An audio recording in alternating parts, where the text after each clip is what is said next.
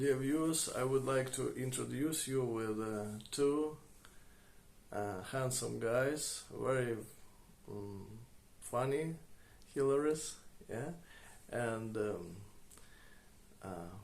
with a great sense of humor. And Johan. Yes. And Thomas.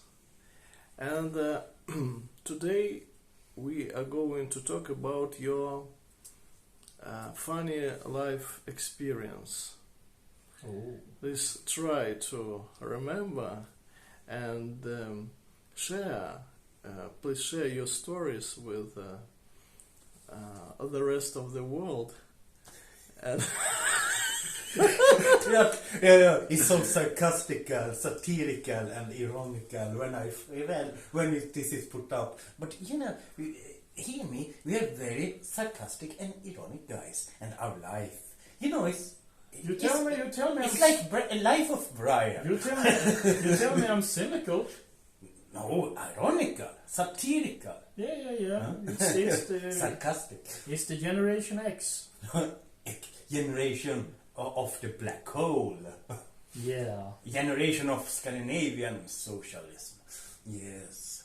Well, I did. You're younger, so you don't remember. No. But I grew up in what we call DDR Sweden, or Sweden like East Germany, the German Democratic Republic Swedish version. The Swedish version was a little less socialist, but still kind of boring.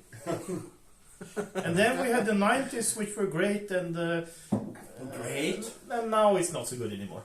Great economic collapse and everything, but yeah, okay, it turned back fast, but yeah, what to say? I mean, Sweden is Sweden, and we grew up in a country where we had our Batka.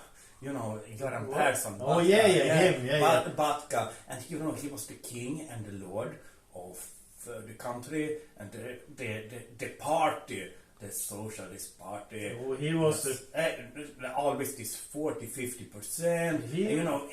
Everyone do what you want, importing all with people from all over the world, and everyone live in the same. Göran Persson was han som bestämmer, the one who makes the decisions.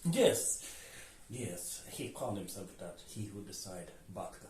I remember Batka with pride. Yeah, today is a landlord. Yeah, those were the good old days. Yeah, good old days. Now after this is only. Yeah. So it was the first part of our talk show, and Sun is yours, of course, and we were talking about politics, Sweden. Now, the next topic, women. Women? Yeah. Where should I start? This will be a very long topic. He can start, Yes. Well, I've been married twice, and I hope that's enough. Once with Finnish woman, but he was married to a black American in US. Yeah, well, one at a time though. Yeah. My first wife was from Finland and 10 years older than me. My second wife was a black American who was 2 weeks older than me. So I was going to move to America on a marriage green card, but that never came to realization. So instead I'm stuck here in the Baltics. But Tallinn is much better than Riga. I hope no Latvian is watching this. But Tallinn is a much better place. So but Latvians don't care, because Latvians I speak to say, Riga, sell it to Russia. It doesn't. But it doesn't matter. But give it away. Please. We don't want Riga, we don't want Latvia, but let them go, please. We don't need this. Bumshastva, big time. The women in the East are great, they're crazy, but women are crazy in the West too. It says in Urban Dictionary on Google that I Googled Latvian woman. It's like psycho bitch who will chop your dick off.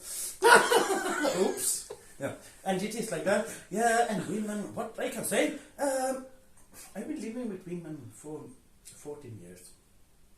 And I sit here now. Yeah.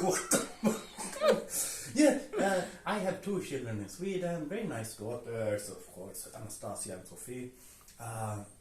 It didn't went well with her mother. And me. In the end, I was. She sent me to Yale, and then for some crazy thing. It's not. It was actually. I was in court 3 times in 2018. It was first that I beat my daughter with a computer. I was freed. Then she say I was terrorist who were going to bomb the parliament and kill all the politicians. And then there was a prosecutor from the leftist party, and not socialist but left communist party, who was, now we have a Swedish Breivik. So I was put in jail, of course. But it was comedy. I was going to make ping pong balls, fill it with some things, and I'm gonna ping pong on the parliament and blow everyone up. And it was I was indicted on terrorist act and things, and of course I was quit. This was like a joke. So that's what a woman, and I lost all my apartments and my jobs in Sweden. And fuck this shit. So I just went to Riga. Yeah, I hang with women here too. And, there's only problems. And then it was so many women around, and they get jealous, and then things happen. I don't know what to say. And yes, I'm a little tired of women. I'm 38 years old, and it's been too much. And maybe I think wrong in some aspects. It's true. And maybe, I know I've done much stupid things myself. But in Eastern Europe I have had relations, but everything is about only, it's money. Yeah. And then I sit here in hotel room. Yeah. Money. Help me, come give me here. Standing thing. No shit.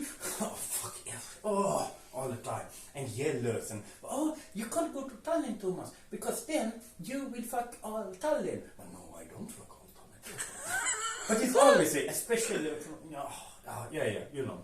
I can, but I can't. Can but can't. I can, but there's always so many problems after I do that. I had this crazy woman in Estonia last month. So she was very nice and very friendly and very welcoming and all of that, and we ended up in my hotel room. No, she didn't. First, she didn't. Of course. No. First, she didn't ask for. No, I don't need money. I don't need anything. No, she didn't. I just want that you think we are all happy. But then it comes. Then after, do you have 100 euros? I'm like, yeah. And then she takes me to a gambling club, and I'm like, this is not good. And then she blocked me on Messenger and stuff. And then I meet her a few days ago here, and she is a little drunk, so she is very friendly. She's like, hey, I'll contact you later, and blah, blah, blah, blah, blah. And I pay for dinner, and then she go away. And I haven't heard anything from her for 3 days now. But I will I will run into her again, because we go to the same bars. Yeah, he's like this from Simpson character, this Barney Gumble or something. Beer. I'm not like that. I not go so bar. I'm more like Family Guy. More he's Simpsons. I'm not the Family Guy. But you may want a little vodka though. Yeah, so we are here as tourists in correct Tallinn, in Vanalina. But it makes no difference. I mean, you can try to be like Family Guy, but then everything goes to the basket anyway, and you help the women and fix and pay their debt. So you do the best you fucking can, work like hell. I mean, I actually worked in Stockholm, living in a caravan, and supported my damn girlfriend, but it doesn't help. And then she moved and married another, and then she divorced him. But we still meet and things. I have no problem with women. They love me, but they cannot be together with me. Why? I don't know. But, you know, it's life experience. I have a little heart sitting still like that all the time. And now you're reaching the age where the only available women are the crazy ones. Yeah, I should have married rich, but I had 3 chances to actually marry for money. I know, becoming like, you know, how to say, like a man slut for actually much cash. Yeah, I always said no. Yeah, you have any sugar moms watching your show? Yeah, sugar mom is. Because I am a poor YouTuber with only 1,400 subscribers who get a small payout maybe every other month for ad revenue and stuff. So if you have any sugar mommies, preferably under 60 years old, they can contact me. It's so sick. Okay, yeah, let's be a little serious. Please. Sugar mom. Maybe sugar daddy. No. I have limits. I have my principles, and if you don't like them, I have other ones. I stole that one from Groucho Marx. Groucho Marx. Yeah. What do you think about a Swedish family? What is that? There has Swedish family it hasn't existed since the 1970s. So I don't know because there is Swedish family, yeah, and actually, you know, you lived also in Eastern Europe, but I lived in Eastern Europe. I've seen families close. Soviet family values are fucking much worse than Scandinavian. It is like that, yeah, and it's always like Papa, he come and go if he can come at all, and Mama is working 12 hours per day and drinking in the kitchen, yeah. So Scandinavian families are much more actually better and more normal than how to say Latvian, Russian, and so on, Ukrainian. I mean, I met Ukrainian women who's in Riga, you know, who say they refuse to go to Sweden. You know why? Social services take the children right away. They have said that. And Tatiana, who I live with, I shouldn't mention, she met a friend in Jurmala. Oh, I want to go to Sweden. And she was, no, they will take your child. Yeah, they will. Huh? They will.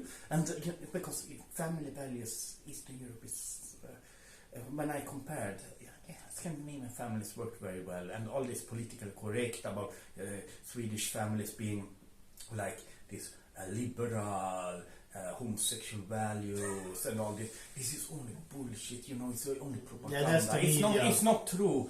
You know, it's actually much worse in other parts of the world. Scandinavian families work actually rather well. Yeah. My sisters had the same man for over 20 years. Yeah, they've been married for maybe 10, I think, but they lived together. What the fuck? They lived together for 25 years. I'm impressed. It is like that. So there's no problem. Scandinavian families, I think most people grown up from Riga to like Vladivostok would actually love a Swedish family. Yes, but we have a stereotype about Swedish family. Like yes, I know. 2 men, 1 woman. Yeah.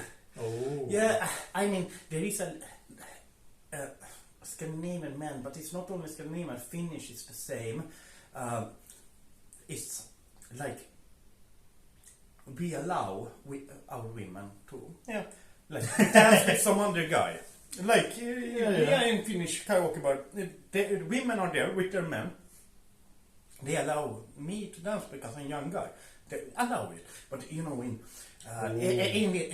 Latvian and Russian is you need to always keep check of each other because if you let go, then if guy. I mean, this is a stereotype. It's not stereotype because it's true in many instances. Like in Russian relationships, women like the man drinking because then she can control him, and when he's drunk, she can go to neighbor.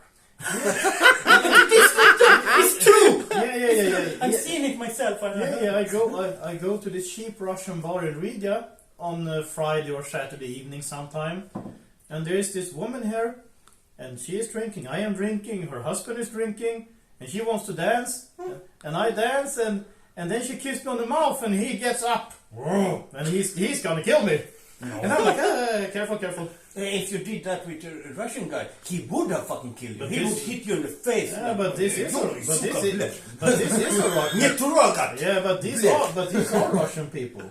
Okay, there are there are Baltic Russians, but they're still Russian. Yeah, okay, but they're little, you know, you don't. This Swedish families, I got them a little wrong because it's not true that. But Of course, there are some degenerates. no, but yeah. there is a little bit. And like there's that. these And many white women trash people and stuff. Yeah, of course, and- we have and that. Yes, I know. But you know, if there is no trust, then what's the point? Yeah. You can't like keep this in check. You like keep me like this all the time, like keep it, and I slap the bitch. I mean, you know, my Russian girlfriend, she wrote me today, and she don't like. I told her, yeah, I danced with some women yesterday, and yeah, it was drunk as fuck, but I was there. And oh, you go away 1 week, and you fucking you can't go fuck all the Tallinn. Oh, fuck it. But it's this always need to keep this. But if there is no trust, what's the point of our relationship? Yeah. There is no point. I know, you know, in the Soviet, Russian, Soviet experience, it is there was never any trust, and there is still no trust. There is still no trust even in Latvia, Lithuania, and so on. You don't trust the government. You just want to fuck it. Take so much money for yourself, and government takes so little as well. And there is no real trust in Scandinavia. Okay, I mean, this democratic experience has been good in this way generally that it has built a sort of trust. Need to trust, otherwise, why? Why you need to hang with women who you think, well, oh, I look away, she go and fuck the neighbor. Why? There is no point. Huh? What? Subotilnica? What do you need her for? Yeah. So Scandinavian family values, they're actually very good and natural, because it's based on this more or less. You need to place trust and this free will. It's much worse, like of course in Muslim countries. I don't want to even speak about, but Eastern Europe is similar. This Damastroy, almost this Damastroy mentality. You know what I mean, Damastroy. This, well, my husband need to be like this and this and this and strong, and if he drinking, okay, then I can control him. Always this fight, black and white, Soviet mentality, and Swedish families work very well, and so this is a myth about this rainbow families and so on. I think they're more. Most homosexuals I met have come from Riga. In Sweden, I never met. I don't know any Swedish homosexual. You don't? It's Finland or Riga. Yeah, a Baltic Russian guy. Yes, the only homosexual I met in Sweden. That's true. No. So why talk about Swedish family then? You know, this is your propaganda. No one gives a fuck about this. But this fucking rainbow and this is only, you know.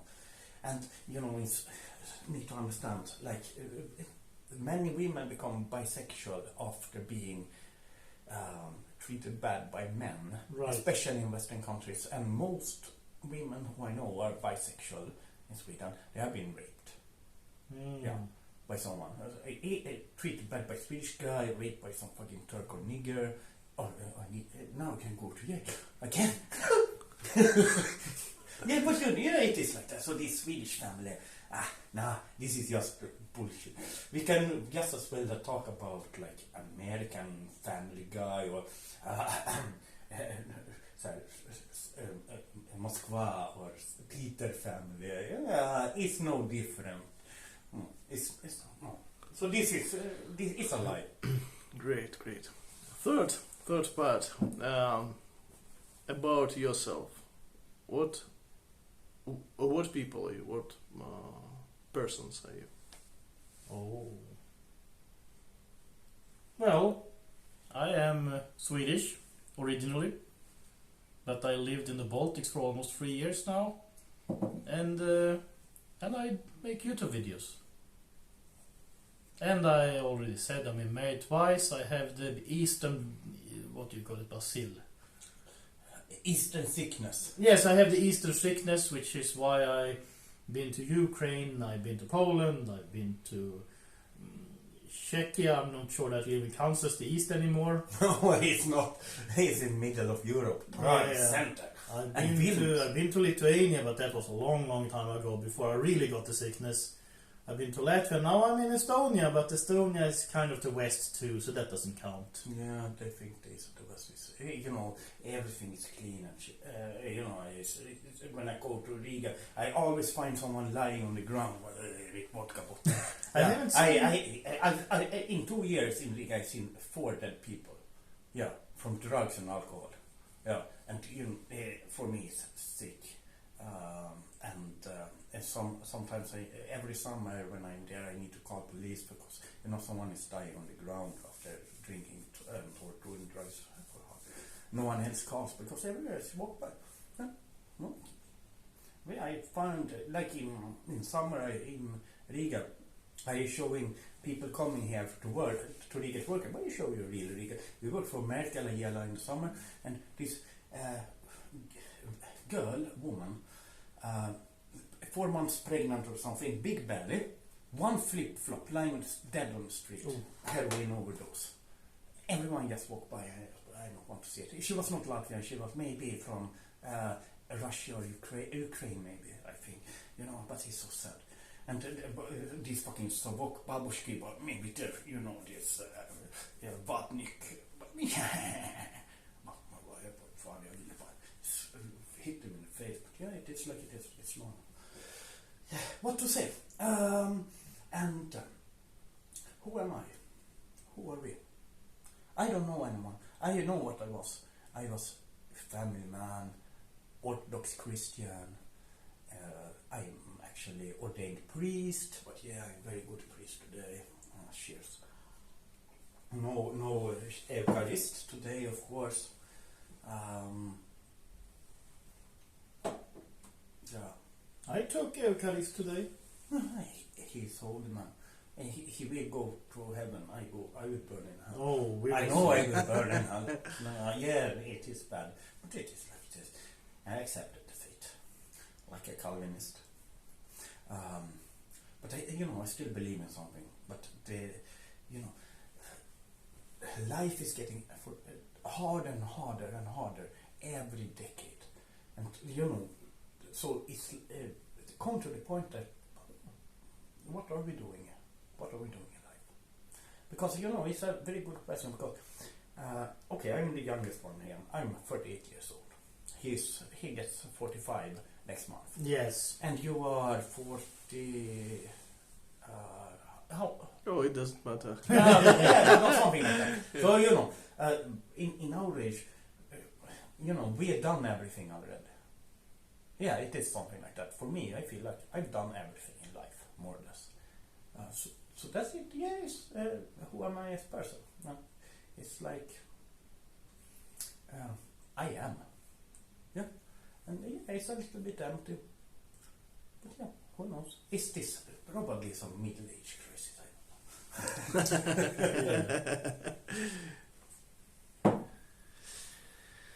Okay. Next part. Your beliefs, illusions, dreams. Oh, Thomas can begin. No, you want me to begin. I need to begin. Yes. I speak too much. You speak too little. Beliefs, illusions, and dreams. I'm not sure. I just hope I get that job I applied for. I used to have a lot of grand scale ideas about. Well, when I was 20, I was going to make the world a better place. I given up on that. Marxist. No, actually, now I was some Marxist for a while, but I got cured of that. I even was member of Limonov's National Bolshevik Party. Right? And then I was going to write this wonderful novel that I have 20 different versions of, and I always stop at word number 50,000, and I think no one wants to read this crap. And then a year or two passes, and I start over again, and yeah. So I don't know. I believe. That's a big question, but I'm gonna say I believe in the Lord. and in Jesus Christ Almighty, and that's about it. And illusions, good question. I had an illusion once that I was going to be a very serious person. My second marriage was going to last, and I was going to be this good guy who doesn't drink, who goes to work, who has everything in order with government and with companies and no bill collectors chasing me, and everything was going to be great. I was going to be a model American citizen. But then I never got that green card, and then I just stayed in the Baltics. And then you got you went from America to Poltava. No. Well, I ended up in Poltava. No, I ended up in Daugavpils. Yeah, Daugavpils in here later, yes. Yes. When I was in Poltava, the plan was still I was going to go back to America. But when I went from Riga to Daugavpils, I had given up on that plan. Okay. Your addictions. What? Well, I would say... Addiction is the titte. Titte. Yeah. Okay. Okay. Alcohol, women, sadly, because that's more expensive than alcohol. And I'm not talking about the street girls. You know what I'm talking about. Alcohol, women, and licorice. They have licorice ice cream down at the store here. This is a wonderful country. I can go to Prisma and buy licorice ice cream. And I can go over to the karaoke bar and drink salmiakki. Okay, you? Yeah. Addictions. Smoking most. This alcohol is just an easier thing I put on here. You know, I call it, when I came to Latvia, I told I'm gonna integrate myself in local culture. Of course, integration means being from in Gopnik, like that. You know, this pass of shit is full of food oil, but I only have Adidas. Yeah, I don't want to go like. Yeah, right. You're a Swedish Adidas Knight. Yeah, Adidas Knight. Gopnik. I'm like sitting with beer on the street and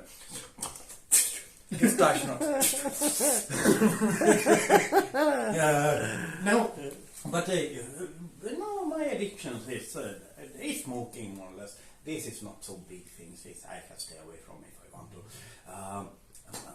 And about my dreams in life, I am very cynical and so on, but I'm very idealistic. I believe in a Europe free from socialism, from corruption, with Christian values, and really in heart, not this fucking fake Christianity or this fake moralism like in Iran or in Sviataya Rus or Holy Kirill and all this selling tobacco and alcohol. All this bullshit, and because you have a Russian public. Don't listen to this Iranian speaking idiots standing on the Red Square. I saw this speech by the Frog-Prisi was yelling about Sviataya Vaina, Goida and all this. I don't remember his name, but all these morals and which are not morals. It's just fake.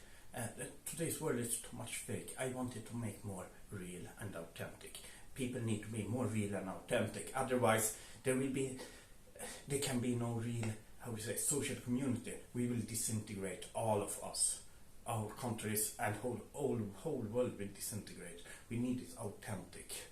And we don't need the fakes. We don't need this. Actually, this is one of the worst poisons. This is the devil's creation for real. The smartphone.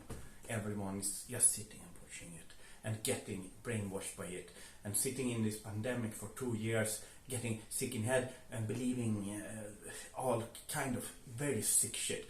And it's true for myself too. I've not read a book for 10 years after I was forced one of this in my throat.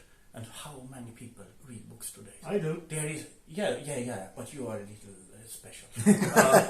But normal people, there's no libraries, don't read books. Google, Wikipedia. Is this authentic life or is it fake? It makes us poorer. Since I got one of these 10 years ago, 11 years ago, I know you become poor in soul and you get stupid in head actually. and in the end you can't read. I can't actually more or less write anymore. You know, this is anticultura. This is like end of civilization. It's barbarism. I want Western world and Europe to go back and restore what was a new golden age because Western world is dead. It need to begin a new culture again. It will take so many generations, but it will be. It's nothing which will happen in my lifetime, but need to go there because you know, if there is no soul, how can there be life? Is there any soul anywhere in the world? Everything is the same. It doesn't matter if it's Nairobi, Moscow, Tokyo, or Lisbon. It's the same. You know, this dead, and that's why in this 2020 we've seen this crazy. It's like how to say. It's a psychosis. First psychosis of the virus, and I knew after psychosis of the virus would come because of this lifeless and soullessness and emptiness in heart. It will come wars for nothing, and it's actually wars for nothing, because there is no real patriotism, nationalism. It's only some chimera. You know, you see on YouTube some chimera of and propaganda. It's not real patriotism. It's not real nationalism. For instance, Ukraine war. I knew it would happen two years before it happened, and I knew it would be 2022. And this was no secret really, because it's not about this. It's about, it comes because of the soullessness and emptiness. Russian people, they go to military because they need money and work, and there is not many options. And same sometimes in Ukraine, but Ukraine is special.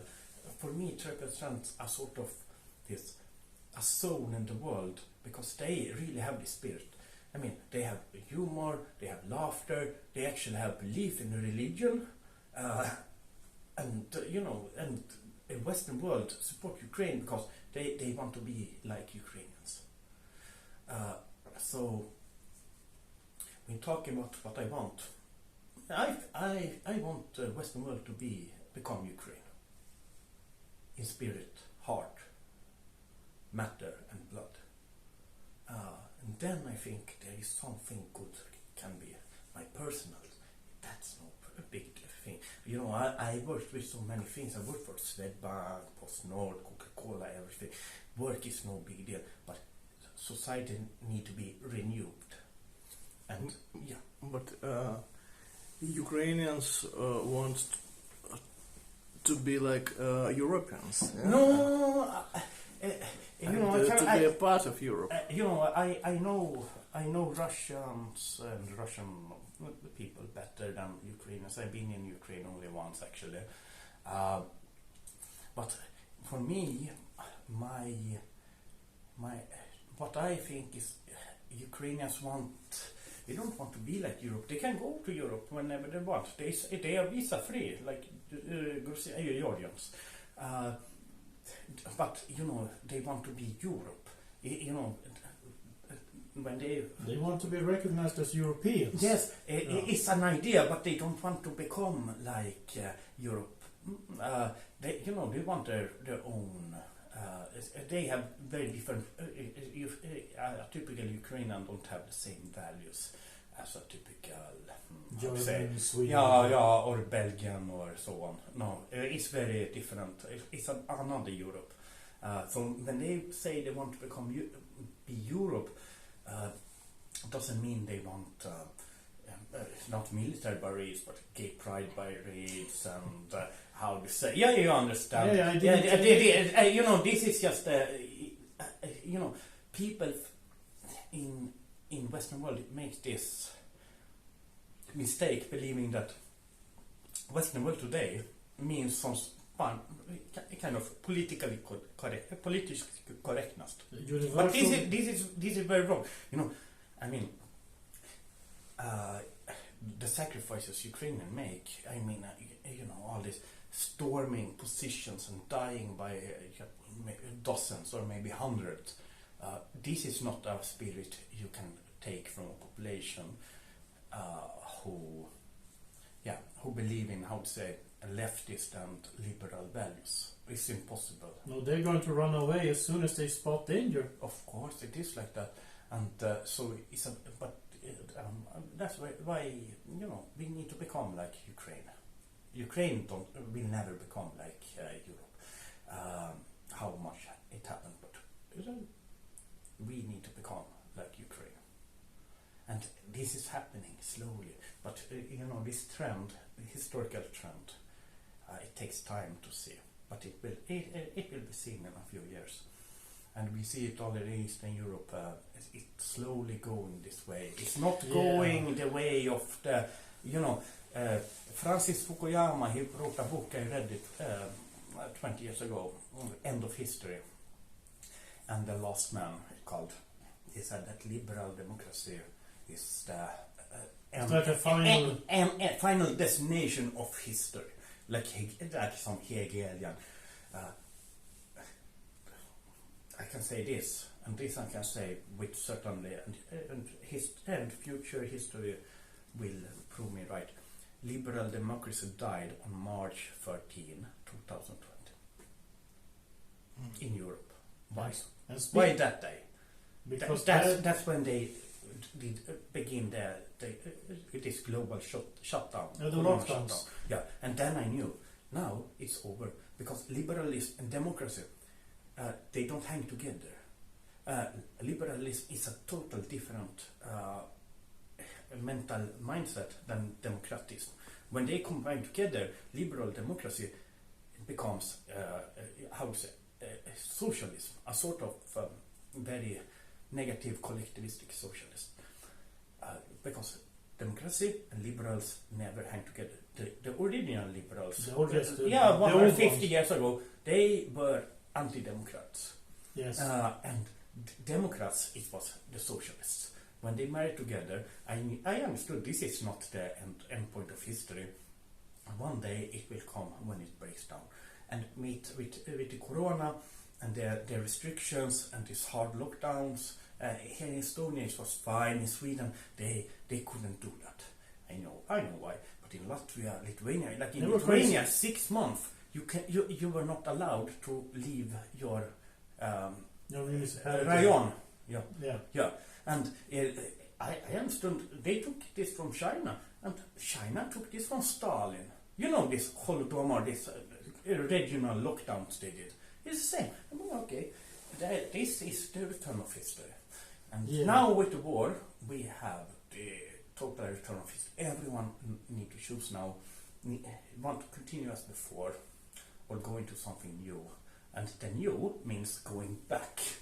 And speaking of dreams, I have a dream of one day seeing all the woke people who have high-paid jobs for producing only ideology in government in Sweden and in global business and everything. They produce nothing of value and they get a lot of money. I'm looking forward to the day when they all lose their jobs and they can't even get hired at Starbucks because the people at Starbucks are going to say, I can't hire you. You're too qualified for this. So they're all going to be unemployed and poor, and I look forward to that day. We are going back to a new era of industrialization again. It's a fourth industrial revolution. If we not go back there, then there will be no Western world. It will only be like a huge. Europe will be a huge Somalia, maybe Congo even, and that's so. My advice is study industrial technology, industry 4.1, logistics, everything, engineering, because there is the future. And new technologies, of course, because we are going into an age of where there will, this globalism is dead. Yeah. It will be an age of war, and we need to prepare mentally for this. And it will not only be war against other states, it will be civil wars also, unfortunately. But this is very moving. It's so obvious for most to see. Okay. And funny stories.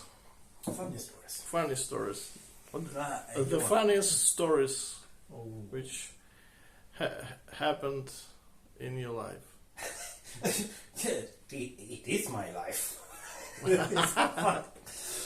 So it's like comedy now. I can't tell funny stories because what I'm gonna say. I see funny stories all the time.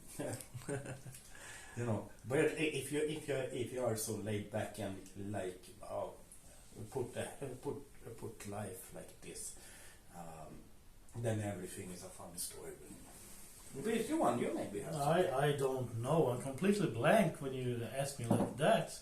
I've been into a lot of comical or tragic situations, but don't really know anything I can think of right now.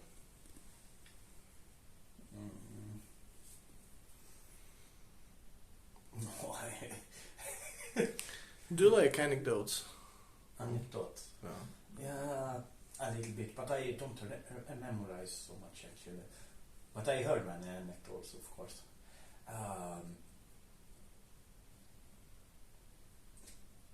No, it's not really my thing. Anecdote. What is your favorite country? Let's talk about traveling. It's difficult to pick one. I mean, Several countries, maybe. it's still, yeah, well, I liked America when I was there, but I was in the Midwest, and the Midwest is something different than, for instance, New York City or California, because people there are crazy. So I liked the Midwest. People were more down to earth, and they even do their own farming and stuff. That was nice. I liked Ukraine when I was there. Ukraine. Yeah. Yeah, very nice country. I like Poland, but I haven't been there that much, just a little. I like Denmark, but that could go with the cheap alcohol they have. Relatively cheap alcohol. Yeah. The measure of success for Johan is the price of alcohol. No. The price of a mile, so to speak. This for me, this is a little awkward. I know the world very well, and so on. I'm very educated and so on. But I have a confession to make. Except Sweden, the only countries I've been in is in Eastern Europe. I never been to the Western Europe. Not even Germany. Yeah, once when I went from Poland, I took exchange flight from Tegel in Berlin.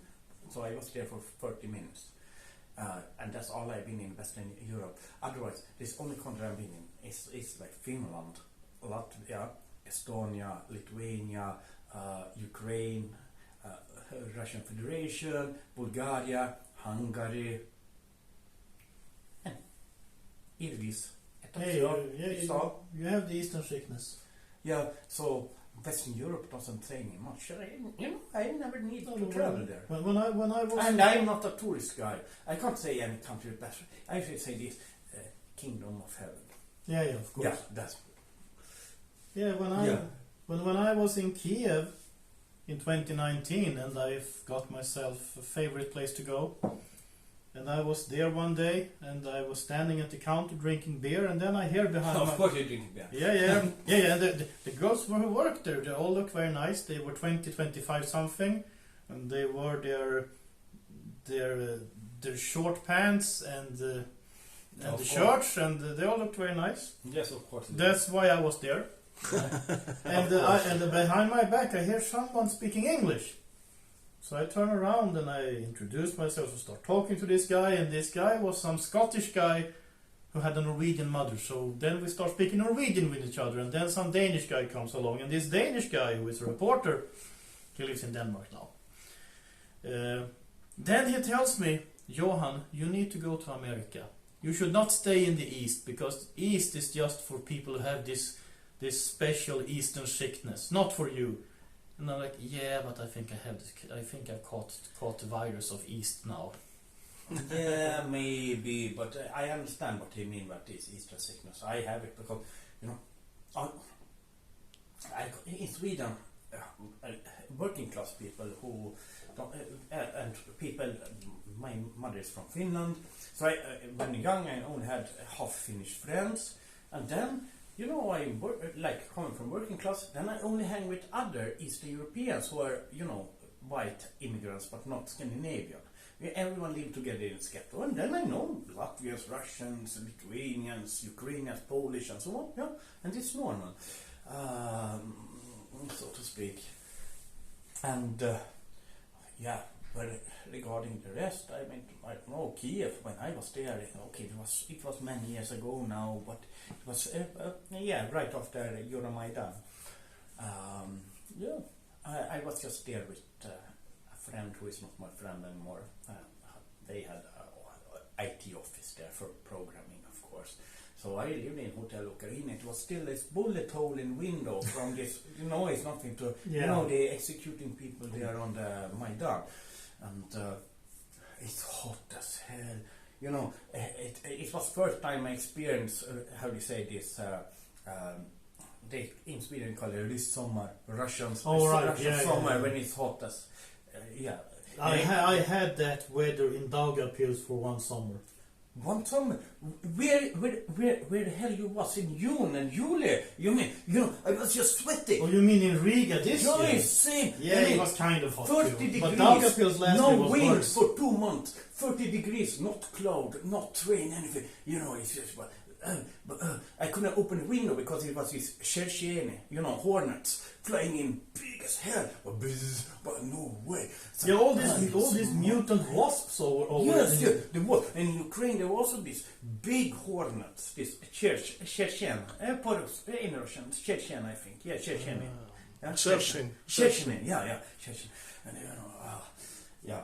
But yeah, it was very hot. I was in Kiev in metro, and you know, also, you know, it was just falling off. You know, I have these Arctic jeans from my mother, it's North Finland, and then come this a hand with a, you know, this towel from Ukrainian gave, and I'm like, Yakuyu.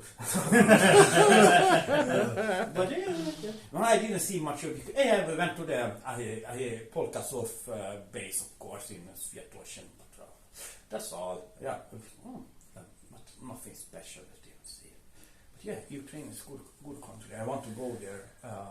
Actually, there are buses going from Riga there all the time. But yeah, I don't have money. If I had money, I would go there.